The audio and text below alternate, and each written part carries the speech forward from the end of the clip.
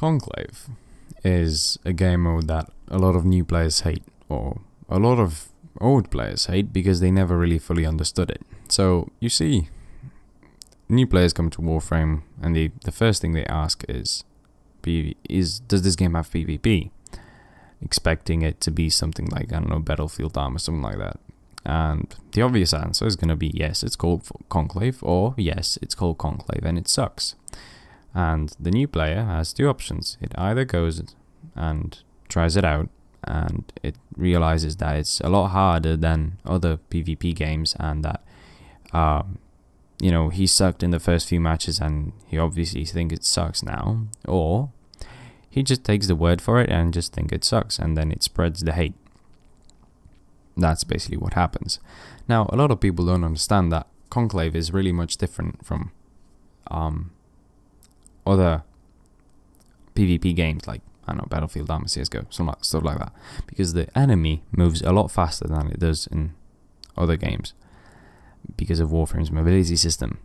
And a lot of veteran players that just started playing Conclave think that obviously the weapons that are good in PvE are obviously going to be good in PvP, which is not really the case.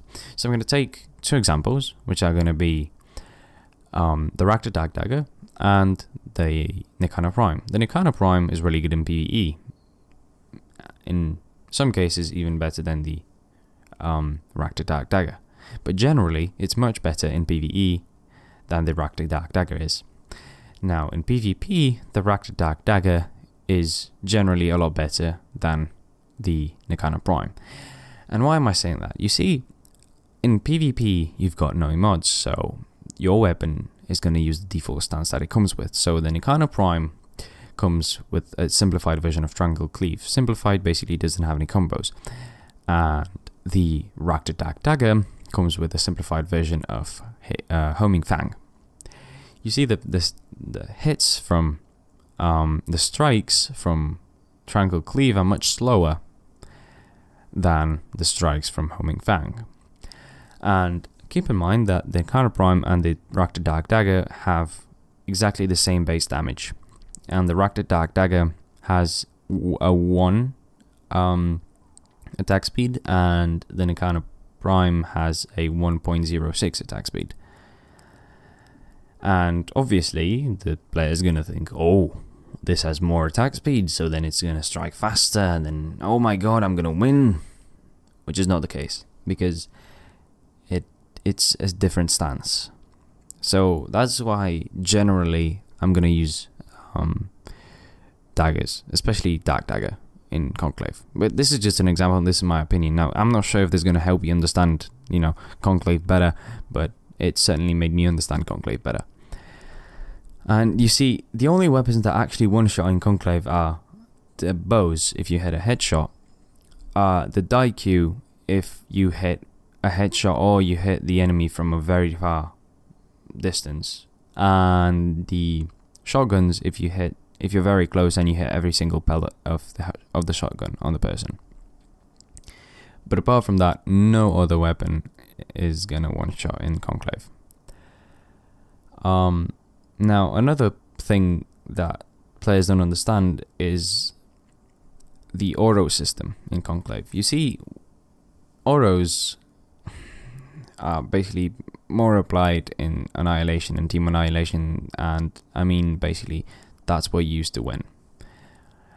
Auros are basically orbs that a player drops when it dies, and who has the most oro at the end of the match wins.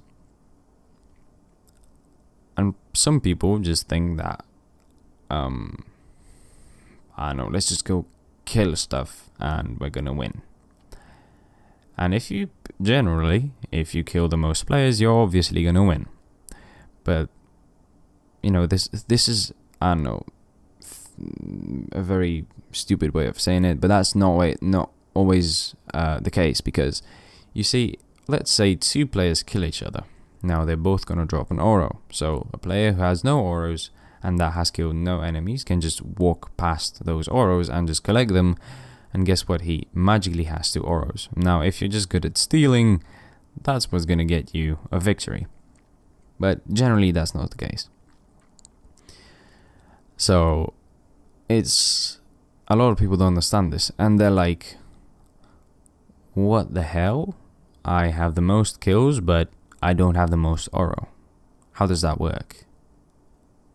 Well, somebody stole your oro, so you've got a thief in your match. So the oro system basically, I can't say it promotes, but it promotes sort of stealing. You basically steal the oro, or just collect your own if you're good at it to win.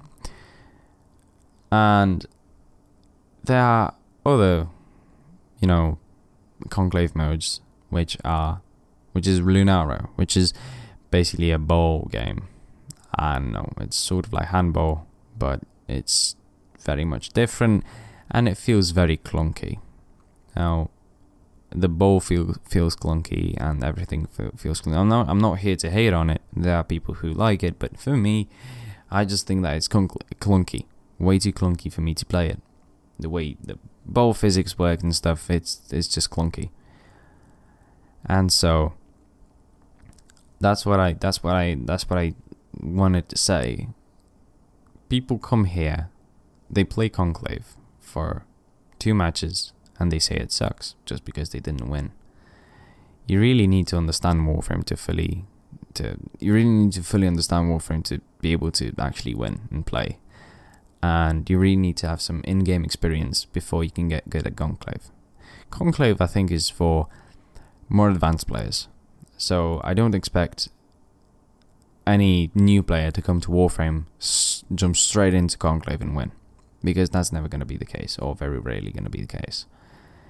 You see, you need to have some weapons, and you need to really understand how the weapons work in Conclave to get good at it. So I think that's sort of what I wanted to say. Conclave does not suck. It certainly needs to be worked on, but it doesn't suck. Once you understand it, you can get good at it. Once you get good at it, it's going to be fun. And it's going to be much more fun if you play with friends.